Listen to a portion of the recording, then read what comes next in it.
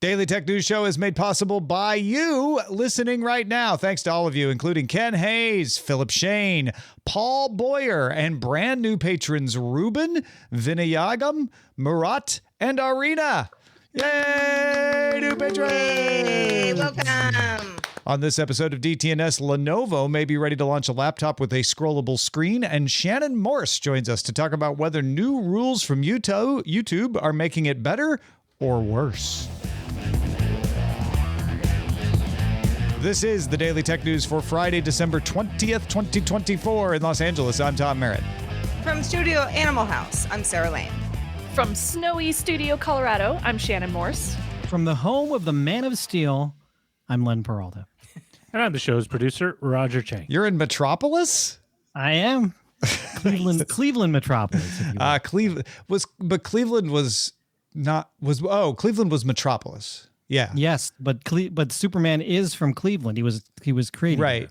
there. Superman was first drawn in Cleveland, correct? Yes, yeah, he was. Huh. Also, the heart of rock and roll is in Cleveland. Yes, it is. From what I know, it's still breathing. And I'm still breathing. I'm here, so it's good. What about Smallville? Anyway, we are here to talk about tech news, not Superman, at least not for now. Let's start with the quick hits. OpenAI said it's releasing early evaluations of its O3 model. Yes, it skipped O2. CEO Sam Altman said, out of respect for friends at Telefonica, owner of the O2 cellular network, and in the grand tradition of OpenAI being kind of bad at names, it's called O3. So O3 is available to researchers now who want to help safety test it. O3 Mini will arrive at the end of January, with the full model following shortly after. O3 got a 96.7% on the American Invitational Mathematics examination, compared to O1's 83.8% percentage rating. It also scored better than humans on the ARC AGI, which is a benchmark test. A group of researchers by a team at Carnegie Mellon introduced an open source simulation system called Genesis that lets robots practice tasks in simulated reality 430,000 times faster than they would be able to do in the real world. That's the equivalent of spending decades learning to do something in a few hours. So if you want to teach it how to walk or use a tool, the simulation is quite a bit faster. It's also safer and cheaper. Motang submitted this one in our subreddit. A bipartisan group of U.S. senators sent an open letter to automakers, criticizing them for opposing right to repair laws while selling customer data to insurance companies. The letter urges the companies to drop their opposition to the laws and answer questions about how they handle customer data. R.W. Nash posted on our subreddit about Blue Sky updates. For one thing, if you use your domain name to verify yourself, you don't have to abandon your Blue Sky handle. Previously, you did, and then that could be used for impersonation. Now, the original username will be indefinitely preserved, even when you switch over to your domain, and it won't be used for anything else. There's also a new Mentions tab under Notifications. Netflix has agreed to stream the FIFA Women's World Cup games live in the U.S. in 2027 and then again in 2031.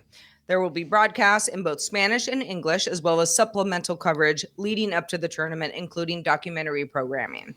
The World Cup takes place over the course of a month with 32 national teams. Reliable leaker Evan Blass has posted images of what he says is Lenovo's 6th generation ThinkBook Plus, and it's rollable. Just the screen. You can't roll the whole thing up like a newspaper or anything. But the images show the rollable display very similar to what we saw from Lenovo when it first introduced the concept of rollable screens back in 2022. The display looks a little taller than a normal laptop, and then you pull up on the top, apparently, and it makes it even taller, so it unrolls to make a bigger screen. Demos show what look like two screens stacked on top of each other. It is reasonable to expect such a laptop would be shown off at CES, so we will be on the hunt for it when CES kicks off at the beginning of January. But Shannon, what do you think? Would you want that rollable aspect to your laptop? Absolutely. I mean, this is so cool. This would give me the opportunity to I don't know, edit a thumbnail for one of my videos while I'm editing or watching the final edit of the actual video right below it. Like this would just give me so much more screen real estate than what I can currently get with my laptop. So yes, I would definitely use this.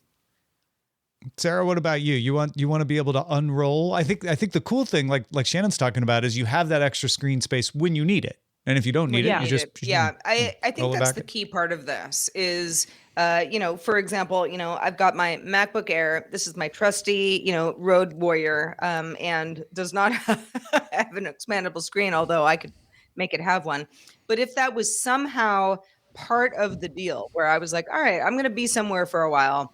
I need more screen real estate, something like what you're talking about, Shannon, where you have to do one thing, but you definitely have to do another thing at the same time. Yes. That's where this stuff comes in handy. And Lenovo's, and again, this is obviously something that the company is showing off, as proof of concept at this point. But what they have shown us is pretty compelling. I love it. I think the only reason I would not love it if it was 20 pounds. Yeah. But if it isn't, then yeah, I'm in. That's a big concern for myself as well, because I'm similar to you. I think about portability when it comes to my laptops. And if it's something that I can't put in a laptop and carry, or put in my backpack and carry with me onto a plane, or something that I could even open on, the backside of a seat whenever I'm sitting on a plane, like if it's not something that's actually durable and really easy to use on travel, then I wouldn't want it. So it's going to come down to a lot of those portability options when this one does eventually come out, if it does. I wonder, well, I would imagine that the display wouldn't add too much poundage, but it's going to add some, right? Because, even when rolled up, it weighs something. If anything. But I would imagine it's hugely heavy. And then if they're designing it right, the travel should be better. Like it should be more compact when you need it to be compact. And then, yes, you can roll it out and make it bigger later. I think the reason people are so excited about this, and you're seeing so much buzz about it today, is not just that Evan Blass posted it and he has a very good track record for being able to verify these kind of leaks, but also that it's real, right? In 2022, we had these exact same conversations like, well, it looks cool, but what, when are we going to get it? And it seems like, well, maybe next year. This might be the year we finally get it. And that would kick off the rollable revolution, the way that, we saw foldable screens, 2019, I think at CES, and now foldable phones are expensive, but they're normal. I mean, I think when it comes to a laptop, I think the rollable option to have more than one screen makes almost more sense than a mobile screen. Sure, people out there might be like, no, mobile screen, like that's also great. It's fun to have, a foldable mobile device. But what I hear from people more than any other time is when I'm at my desk, I've got my screen, I do my stuff on my screen, and I need that second screen. Mm-hmm. And if if you have your office set up, as many of us do, then maybe this isn't a need for you today. But when you're on the go and you're like, oh, man, I have to do everything on this 13-inch screen, that's where I think it comes in handy. One of the concerns I have with just like the practicality of having a larger screen in a laptop is also the power that it would take to be able to manage having such a large screen, and how long would the battery last. So I'm very curious about these things. Whenever this product does eventually come out, how long will the battery last? How bright can the screen get? Like a lot of those technical aspects that I find are extremely important when it comes down to my job and being able to get stuff done will really depend on how well this thing is able to do power consumption. Do you think CES will be known for rollable screens, or will this be a one-off from Lenovo, or will Lenovo not even show it? CES wanted to be known for rollable screens for like 3 years now. Yeah, I mean, maybe 2025 is the year that we'll finally see rollables be like a very, very popular option at a lot of different booths. But so far, it's been like cute proprietary things, which is cool, but I Yeah. want to see products coming been- out and readily available. It's been concepts in the past. If Mhm. Evan Blass is right, then this is going to be a shipping product. If there is a display maker making this for Lenovo, then they're making that display for others as well. And so I wouldn't be shocked to see a few companies, maybe companies you're not familiar with, also demonstrating rollables. Whether it actually becomes a trend or not, that's a whole different thing. Well, Zelle, a major peer-to-peer payment platform operated by bank-owned fintech firm Early Warning Services, is now the biggest of its kind in the US. You've got PayPal, you've got Venmo, but Zelle is the most used. But it's also under fire from the Consumer Financial Protection Bureau, or CPB. PB, for alleged inadequate fraud safeguards that leave victims unprotected. $806 billion flowed through Zelle last year, so it's a lot of people moving some money. Only $166 million in transactions were flagged as fraud by users of JP Morgan Bank, Bank of America, and Wells Fargo Bank. And just 38% of those claims were reimbursed. So a lot of people saying, Zelle, not protecting people enough. The CFPB accuses banks of failing to address security flaws, investigate fraud complaints, and consistently report fraudulent activity, all of which allow scams to thrive. We all know this. Early Warning Services, the parent company, defends Zelle's fraud prevention efforts, calling the claims misleading and warning that regulatory actions could end up harming consumers and small banks. I don't really know how many small banks would be affected by this, but Shannon, I know you think a lot about security fraud. What do you make of this? I think it's really interesting because I often have similar concerns when it comes to the consumer payment systems, the kind where you can just, send your friends or family money. And oftentimes we do find that a lot of fraud happens through those kind of industries and those kind of businesses. So I think it's perfectly fine that there's regulatory actions being discussed here, because I do think that that's relevant to this issue. It does seem that there is fraud being reported, but when you think about only 38% of those claims actually being reimbursed, that's problematic when it comes to, people actually transferring money back and forth between their bank accounts. Yeah, but if someone steals your cash, who's responsible for giving it back to you?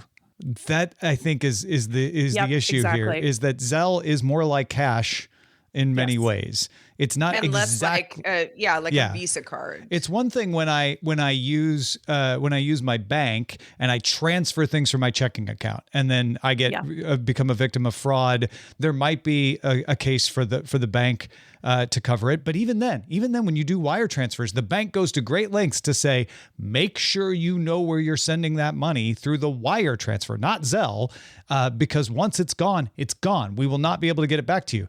I've used Zelle one time. I got all those exact same kinds of warnings. Like, when you send this, it's cash. We can't get it back for you. Even though 38% of the time they were able to get it back, apparently. But most of the time they're like, this is like giving somebody cash. You're not getting it back. And in fact, I was trying to pay my accountant with Zelle, and they called me and said, well, we see that you're trying to send money to this person.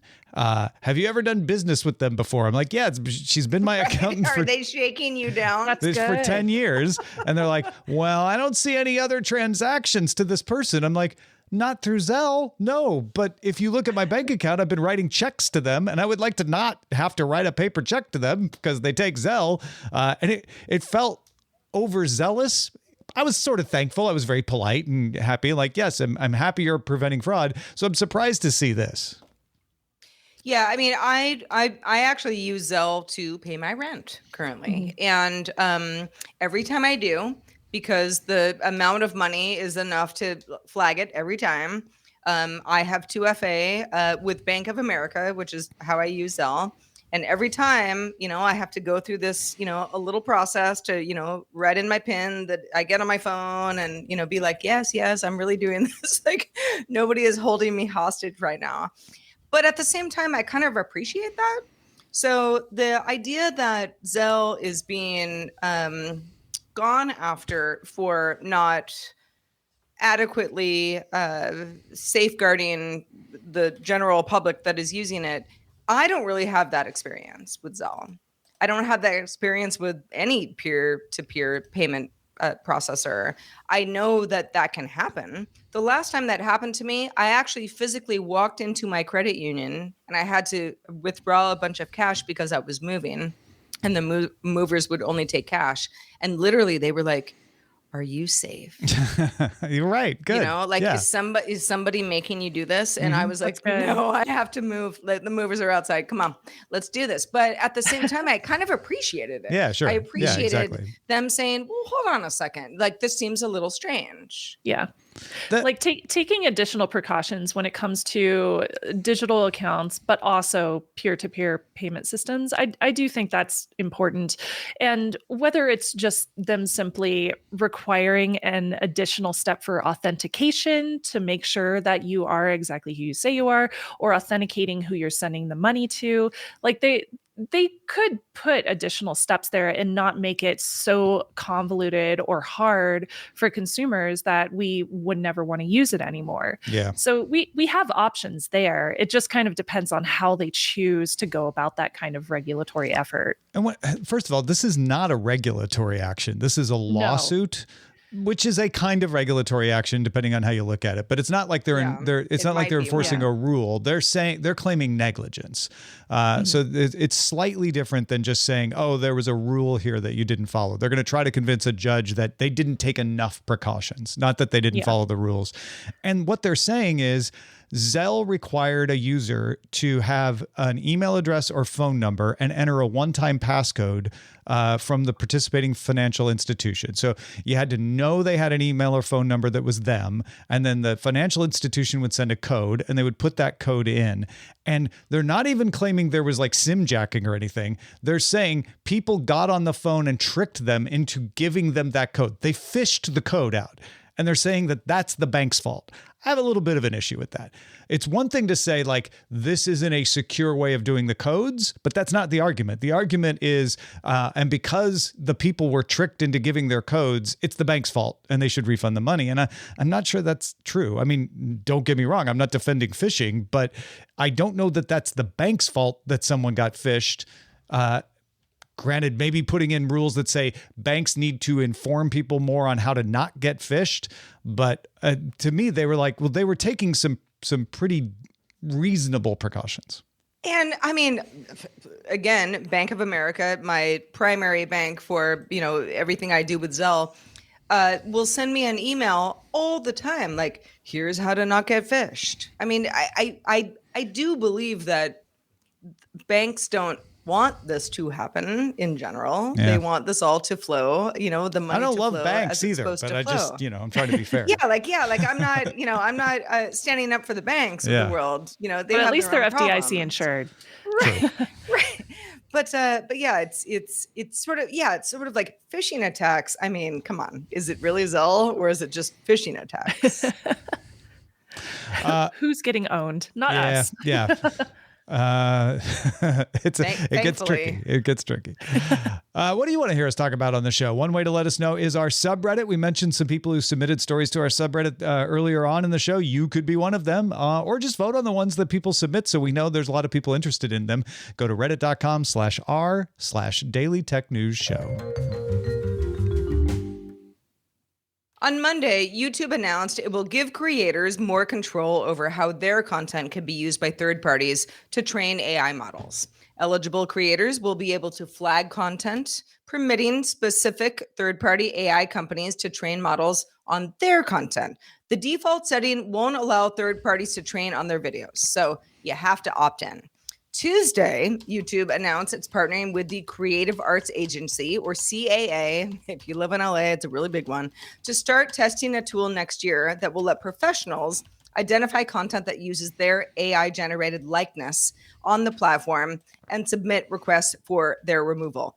On Wednesday, YouTube said it will crack down harder on videos with misleading titles on thumbnails, pretty much clickbait, especially related to news and current events, because then it turns into, kind of a fake news conversation. When it identifies such titles, it will remove the video, but not issue a strike. The company didn't offer details on how it will decide what qualifies as news or current events, or how it will determine if a title or thumbnail crosses the line. So we got a lot of stuff going on from YouTube this week, Shannon. And as a YouTube creator, what do you think?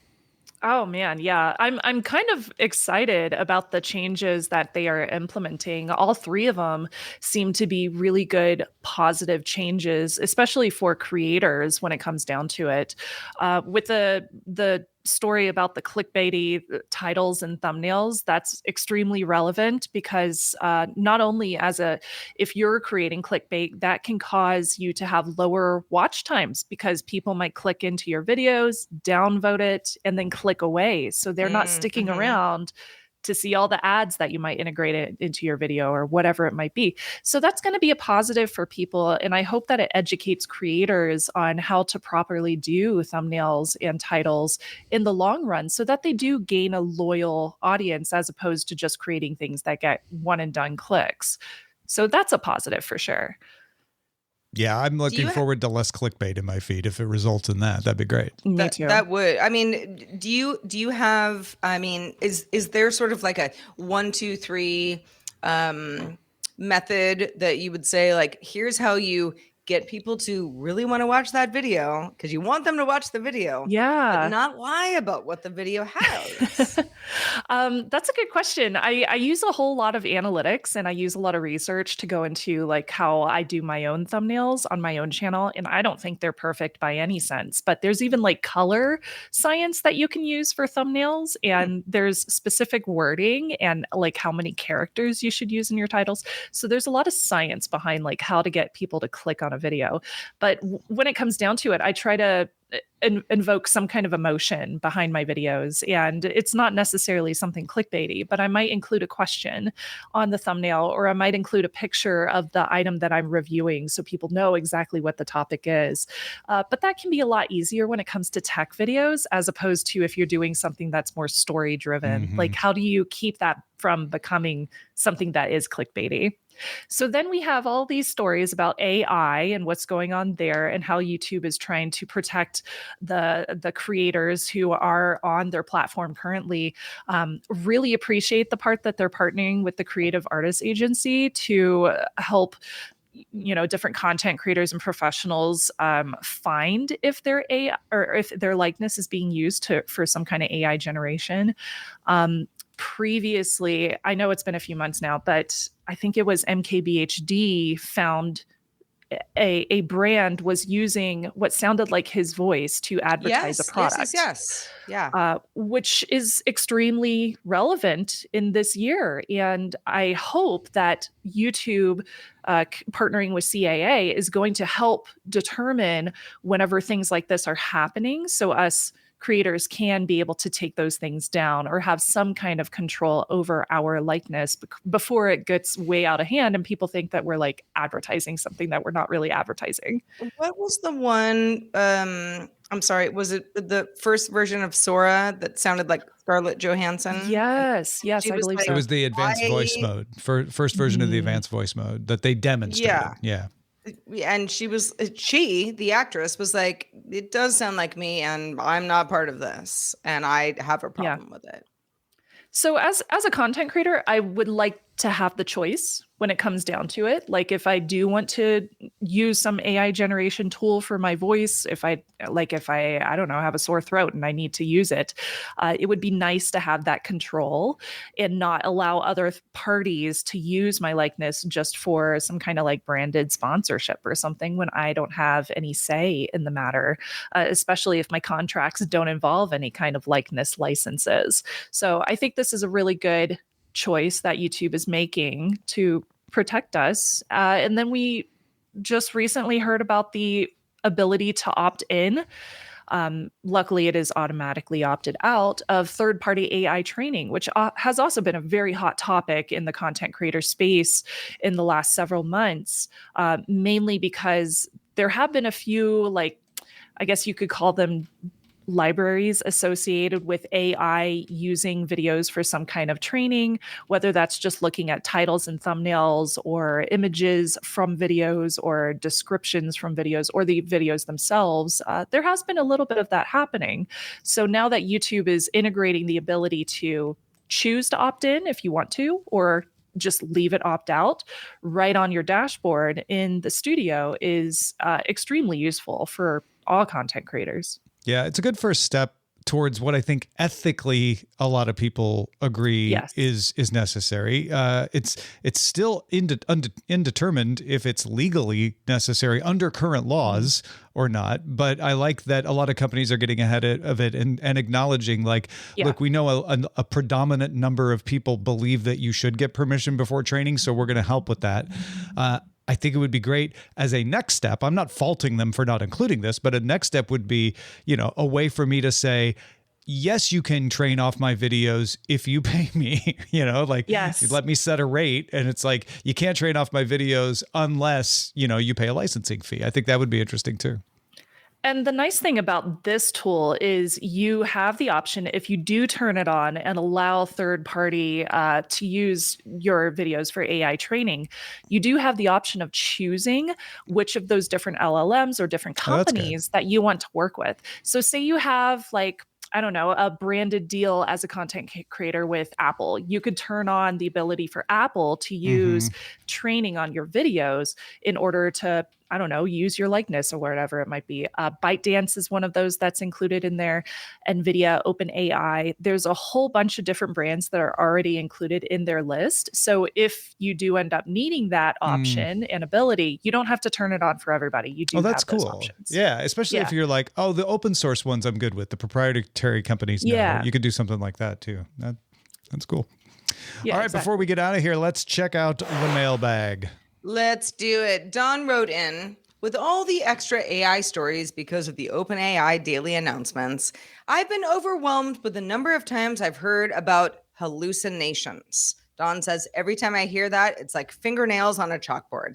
I think the conversational manner of AI chat seems like talking to a person. This is just the age-old case of garbage in, garbage out. If I search on Google, it often gives off-base answers. We see this as a bad query, and then we adjust the prompt. Does the personified AI chat answer change the view of bad answers? I think Don has got a point that hallucination gets overused. It gets thrown around a lot. Sometimes it's not exactly used properly. But I would say a little to Don a little bit that when it is used precisely, there is something different about an AI hallucination than just wrong information. And I think there should be a distinction made between, it got it wrong and it hallucinated. When it hallucinates, the way I understand it and the way I use it, it is creating something out of nothing. It's not just wrong. It's imagining something, right?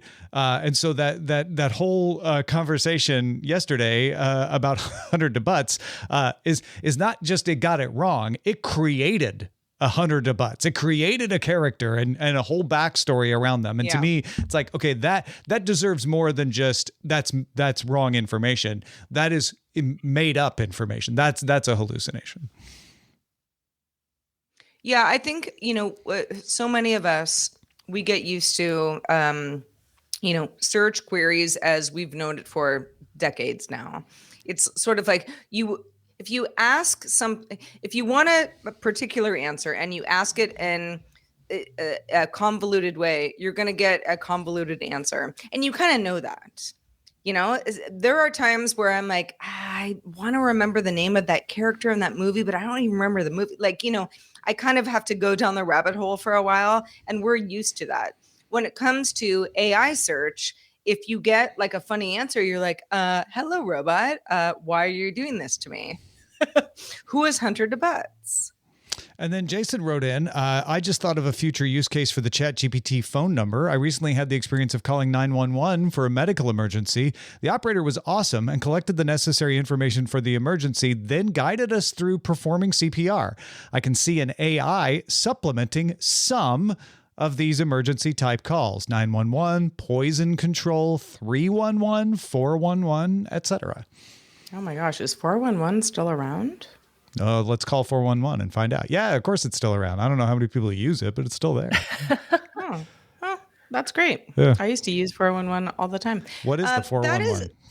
That is, Jason, I think you're right. I think there's going to be a world where when you call 911 or whatever it's called at the time, you're going to get an AI model of a person who's designed to help you, or whoever, whatever the situation is, help somebody perform CPR or otherwise.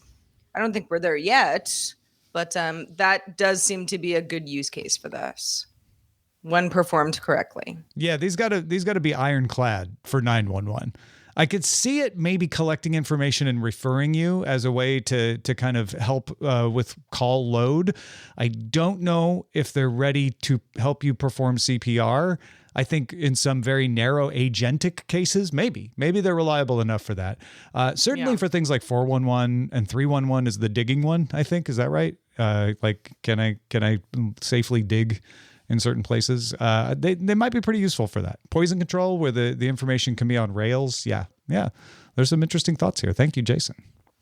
And also thank you, Len Peralta, for illustrating today's show. What's the 411 on your illustration, Len? Oh, I see what you did there, Tom. Nice.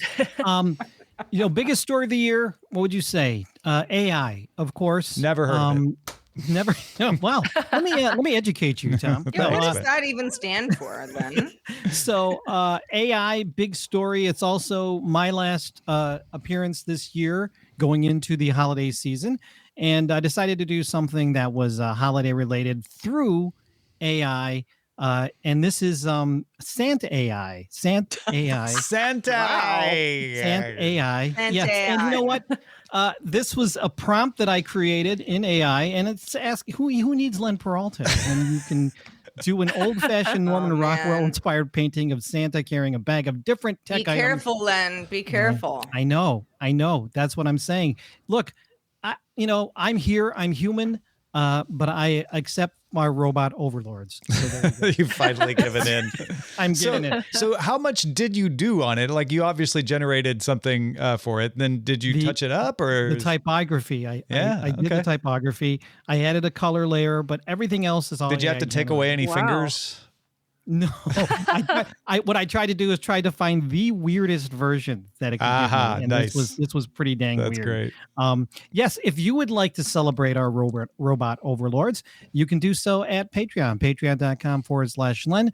Back me at the DTNS level. This image will be yours, and feel free to use this prompt in AI and see what comes up. Or you can go the old-fashioned way, go to my online store. It's lenperaltastore.com, and you can maybe order something from me. Who knows? Let a human being draw something for you. There you go. Oh, Len. Well, thank you for always drawing so much great stuff in 2024. We look forward to more in 2025. Yes, please, thank you. Shannon Morse, also so good to have you as we wrap up the year. We have a couple shows left next week. We're getting down to the wire here. Let folks know where they can keep up with your latest. It's always going to be youtube.com/Shannon Morse. I recently actually did a couple of reviews on some Lenovo laptops. Now, they don't have expanding screens like the one that we'll hopefully see at CES, but I still think they're pretty cool. So if you want to see some reasonably priced laptops, then check out those videos. Listen, folks, you might be counting down to the last minutes before you need a holiday gift, but we are here for you with our top 5 last-minute tech gifts. And I know one of you thought the regular tech gifts top 5 was too expensive. Well, these are cheaper, so it's that too. Go catch it at Daily Tech News Show on TikTok, at DTNS Show on Instagram, and youtube.com/Daily Tech News Show. Also, big thanks to everybody who bought our stickers. We sold so many stickers through the Fourth Wall store. There's stickers that Len created the art for, of me and Sarah and Roger. Thank you, Len, for creating these. Sarah's already got hers on her laptop. Maybe you do too. So if you would, please send us photos or share them with us on social media of where you put your sticker. We want to know. And if you haven't got any stickers and you want them, they're at dailytechnewsshow.com/store. Patrons, stick around for the extended show Good Day Internet. It's Friday and time for the great debates. And this week, we got some great debates about YouTube and how it affects our lives. Just a reminder, you can catch our show live Monday through Friday, 4 p.m. Eastern, 2100 UTC, and you can find out more at dailytechnewsshow.com/live. We'll be back on Monday talking about the winners of the IG Nobel Prize with Dr. Nikki Ackerman's joining us. Talk to you then. This week's episodes of Daily Tech News Show were created by the following people. Host, producer, and writer Tom Merritt. Host, producer, and writer Sarah Lane. Executive producer and booker Roger Chang. Producer, writer, and co-host Rob Dunwood. Video producer Joe Kuntz. Producer at large Anthony Lemos. Spanish language host, writer, and producer Dan Campos. Science correspondent Dr. Nikki Ackermans. Social media producer and moderator Zoe Detterding. Our mods, Beatmaster, W. Scottus1, BioCow, Captain Kipper, Steve Guadarrama, Paul Reese, Matthew J. Stevens, a.k.a. Gadget Virtuoso, and J.D. Galloway. Mod and video hosting by Dan Christensen. Music and art provided by Martin Bell, Dan Luders, Mustafa A., Acast, and Len Peralta. Live art performed by Len Peralta. Acast ad support from Tatiana Matias. Patreon support from Tom McNeil. Contributors on this week's show included Chris Christensen, Scott Johnson, Justin Robert Young, and Shannon Morse. Our guests this week were Andrea Jones-Roy, Dr. Marianne Gary, and Emily Forlini. And thanks to all the patrons who make the shows possible. This show is part of the Frog Pants Network. Get more at frogpants.com. Diamond Club hopes you have enjoyed this program.